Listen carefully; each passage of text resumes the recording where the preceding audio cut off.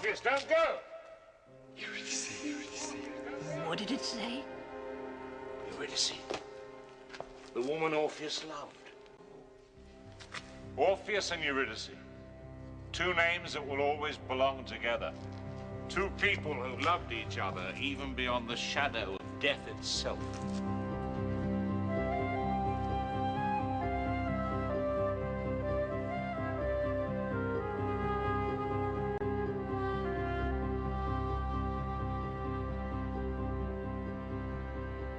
Orpheus was the son of Calliope, one of the 9 muses who sang to the gods on Mount Olympus.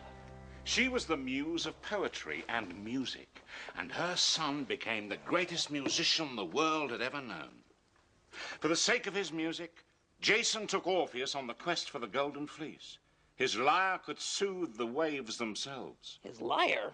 This is a lyre, the lyre of Orpheus. Huh. Orpheus had a kingdom in Thrace, in the far north of Greece, where the olive trees are bent by the wind. And when he came home from his travels and was once again among his people, he sat upon the stones at the edge of the forest and played. It was the beginning of spring, but there had been no rain for 2 months.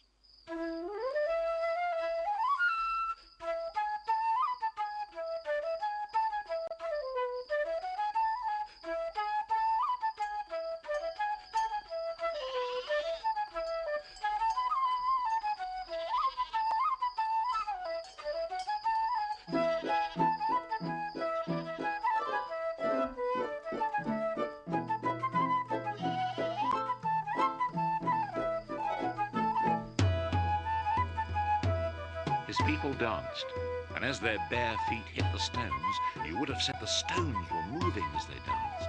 Not just the stones. As the king played on, his music seemed to weave into the sounds of the hillside, as if the bird's song and the river fall, the goat's bells and the wind in the grasses had been brought into being by his playing. Makes you want to move. When Orpheus played, the whole world wanted to move. It seemed that the roots of the trees would haul themselves up from the earth and dance to his rhythm.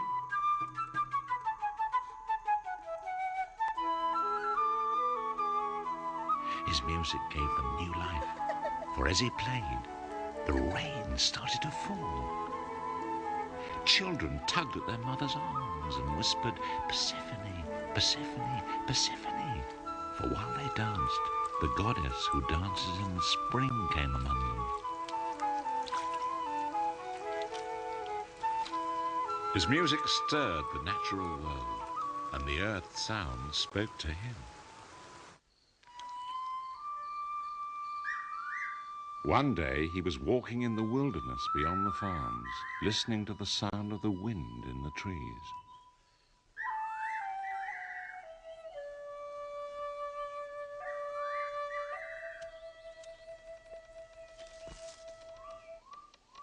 And then it was one sound that drew him.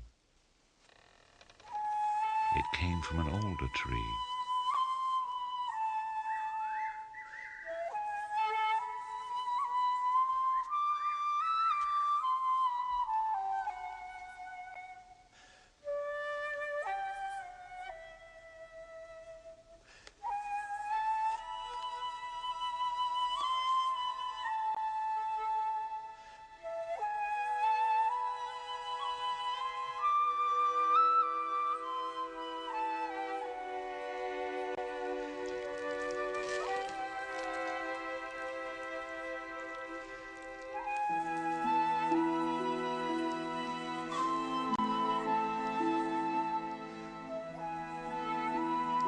It was the wood nymph, Eurydice, and his music had brought her into the world of men.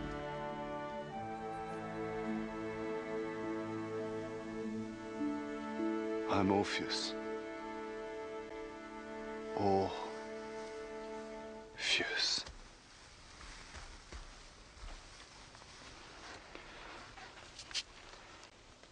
I have sung storms to sleep. I have made the clashing rocks move away from our ship. I've been to the end of the world and seen things more terrible more beautiful than I thought could be. But you... Listen to the silence. Is that what you hear? Oh, Orpheus. Say your name.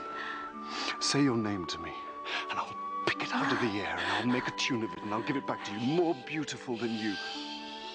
Eurydice. Eurydice, Eurydice, Eurydice, Eurydice, Eurydice.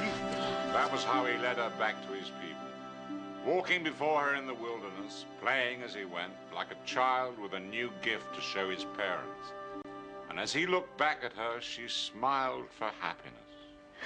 What a beautiful story. I'm afraid it isn't over yet.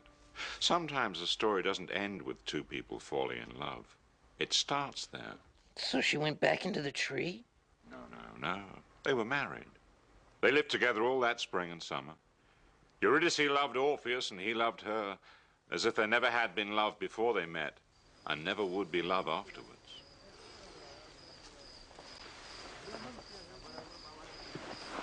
Why are you looking over there? You missed the forest. No. I'm looking towards the trees.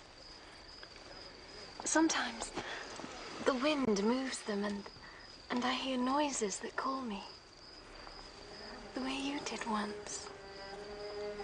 Orpheus wanted to keep her away from the untrimmed trees and the ragged depths of the forest because he knew who was there.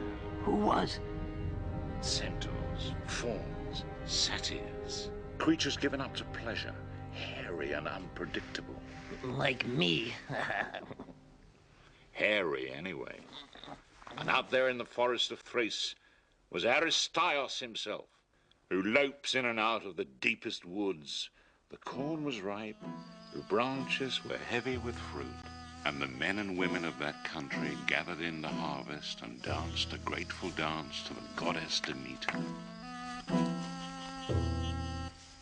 But Eurydice was drawn to the wilderness. Who's there? Aristias.